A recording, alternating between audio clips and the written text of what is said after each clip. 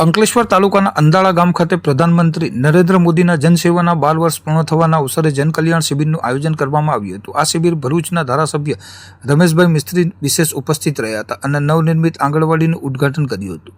પ્રધાનમંત્રી નરેન્દ્ર મોદીના જનસેવાના 12 વર્ષ પૂર્ણ થવાના અવસરે અંકલેશ્વરના અંદાળા ગામ ખાતે ભરૂચના ધારાસભ્ય રમેશભાઈ મિસ્ત્રીના વિશેષ ઉપસ્થિતિમાં જનકલ્યાણ શિબિરનું આયોજન થયું હતું। આ શિબિરમાં મોટી સંખ્યામાં લાભાર્થીઓ અને ગ્રામજનોએ ઉપસ્થિત રહી સરકારની વિવિધ જનકલ્યાણકારી યોજનાઓ અંગે માહિતી મેળવી હતી। આ પ્રસંગે ઉપસ્થિત મહાનુભાવોએ લાભાર્થીઓ સાથે સીધો સંવાદ સાધી સરકારની વિવિધ યોજનાઓ વધુમાં વધુ લાભ મેળવવા ગ્રામજનોને અનુરોધ કર્યો હતો। જનકલ્યાણ શિબિરમાં આરોગ્ય વિભાગ દ્વારા આરોગ્યલક્ષી સેવાઓ પૂરી પાડવામાં આવી હતી। આ કાર્યક્રમ દરમિયાન અંદાળા ગામ ખાતે ₹12 લાખના ખર્ચે નિર્માણ પામેલ આંગણવાડીનું ધારાસભ્ય રમેશભાઈ મિસ્ત્રીના હસ્તે ઉદ્ઘાટન કરવામાં આવ્યું હતું। આ પ્રસંગે મામલતદાર રાજન વસાવા, તાલુકા પંચાયતના અધ્યક્ષ કિરીટ માસ્ટર, ગામના ડેપ્યુટી સરપંચ કુણાલ પરમાર સહિત તાલુકા પંચાયતના સભ્યો અને આગેવાનો વિશેષ ઉપસ્થિત રહ્યા હતા।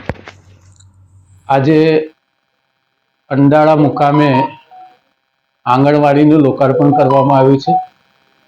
12 લાખ રૂપિયાના ખર્ચે નવી આંગણવાડી બનીને નિર્માણ થઈ છે।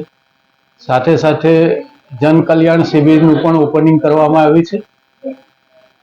દેશના પ્રધાનમંત્રી શ્રીમાન નરેન્દ્રભાઈ મોદીને 12 વર્ષ થયા છે પીએમ તરીકે।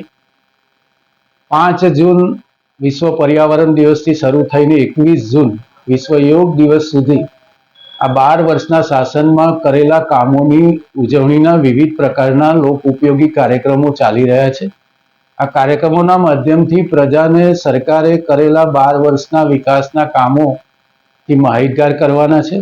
સાથે સાથે સામાન્ય ગરીબ અને મધ્યમ વર્ગના લોકોને સરકારની જે જનકલ્યાણકારી યોજના છે એનો લાભ કેવી રીતે પહોંચાડવો એના માટે અમારા વહીવટી તંત્ર સાથે જોડાયેલા આ પ્રકારની યોજનાના અમલીકરણ સાથે જોડાયેલા કર્મચારી ભાઈઓ બહેનો એ ગામડે ગામડે ઘરે ઘરે જઈને સાચા પાત્રતા ધરાવનાર લાભાર્થીઓને શોધીને સરકારની આ યોજનાઓના લાભ સાથે જોડીને પ્રજા સુધી સરકારની યોજનાઓ પહોંચાડવા માટેનો આ અભિયાન છે અને એના ભાગરૂપે આજે અંદાળા ગામે આ જનકલ્યાણ શિબિરનો પણ આરંભ કર્યો છે। મોટી સંખ્યામાં ગામના અને આસપાસના ગામના ગ્રામજનો ઉપસ્થિત રહીને આ શિબિરમાં લાભ લઈ રહ્યા છે।